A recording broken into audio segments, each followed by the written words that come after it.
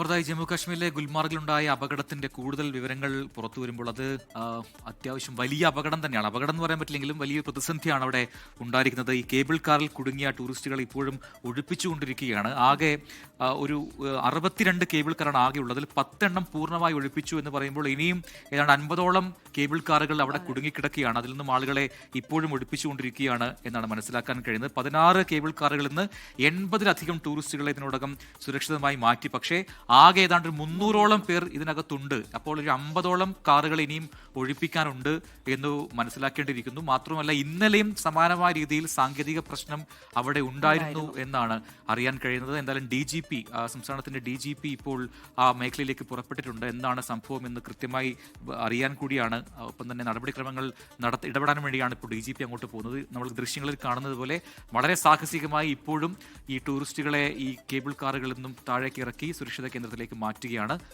50ഓളം കാറുകളിൽ ഇനിയും ആൾക്കാർ കുടുങ്ങിക്കിടക്കുന്നുണ്ട് എന്നാണ് മനസ്സിലാക്കാൻ കഴിയുന്നത്. അല്പസമയം മുമ്പ് അർജുൻ പറഞ്ഞിട്ടുണ്ടായിരുന്നു ഈ കാലാവസ്ഥ പ്രതികൂലമാകുന്നത് അത് വലിയൊരു പ്രശ്നമാണ് എന്നുള്ള കാര്യം. ഇപ്പോഴിതാ അറിയുന്നു ഇനിയും ഒരുപാട് പേരെ രക്ഷപ്പെടുത്താനുണ്ട് എന്നുള്ള കാര്യം. അർജുൻ തുടരുന്നുണ്ട്. അർജുൻ, എന്താണ് നിലവിലെ ഒരു സാഹചര്യം? 300ഓളം പേർ ഉണ്ടായിരുന്നു മൊത്തത്തിൽ എന്നാണ് പറയുന്നത്. എത്ര പേരെ രക്ഷപ്പെടുത്തിയിട്ടുണ്ട്?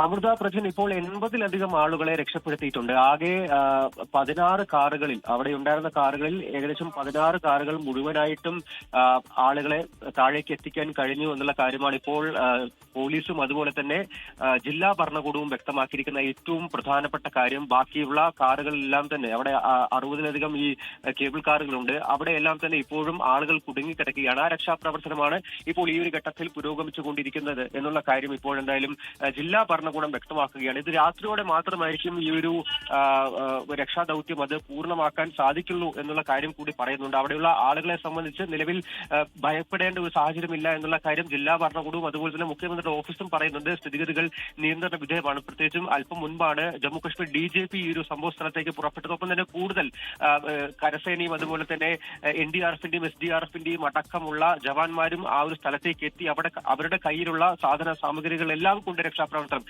ലാഡറും റോപ്പും അടക്കമുള്ള സാമഗ്രികളെല്ലാം കൊണ്ട് രക്ഷാപ്രവർത്തനം നടത്തിക്കൊണ്ടിരിക്കുകയാണ്. ഏകദേശം ഉയർച്ചയുള്ള 8000-ലധികം അടി ഉയർച്ചയുള്ള ഒരു പ്രദേശമാണ്. അതുകൊണ്ട് തന്നെ ശ്വാസതടസ്സം അടക്കം അനുഭവപ്പെടാനുള്ള സാഹചര്യമുണ്ട്. പക്ഷെ അതിനെല്ലാം തന്നെ അതിജീവിക്കാൻ വേണ്ടിയിട്ടുള്ള സാധനങ്ങളും അവിടെ രക്ഷാപ്രവർത്തകരുടെ കയ്യിലുണ്ട് എന്നുള്ള കാര്യം തന്നെയാണ് ഇപ്പോൾ എന്തായാലും അറിയാനായിട്ട് സാധിക്കുന്നത്. എന്തായാലും ഇനിയും ഒരു പക്ഷേ മണിക്കൂറിനെടുക്കും. ഇന്ന് രാത്രിയോടെ ആയിരിക്കും ഈ രക്ഷാദൌത്യം പൂർണ്ണമായിട്ടും അവസാനിപ്പിക്കാനേ സാധിക്കുക.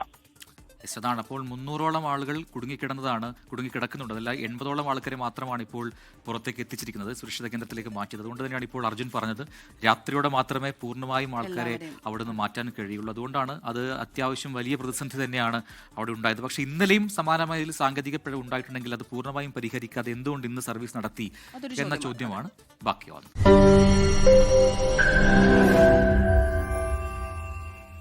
ലോകത്തെവിടെയായാലും ഏത് സമയത്തും 24 വാർത്തകളും ഓഗ്മെന്റഡ് റിയാലിറ്റി പാക്കേജുകളും എക്സ്പ്ലെയിനറുകളും വിശദമായി കാണാൻ ഞങ്ങളുടെ YouTube ചാനൽ നിങ്ങൾക്ക് സബ്സ്ക്രൈബ് ചെയ്യാം.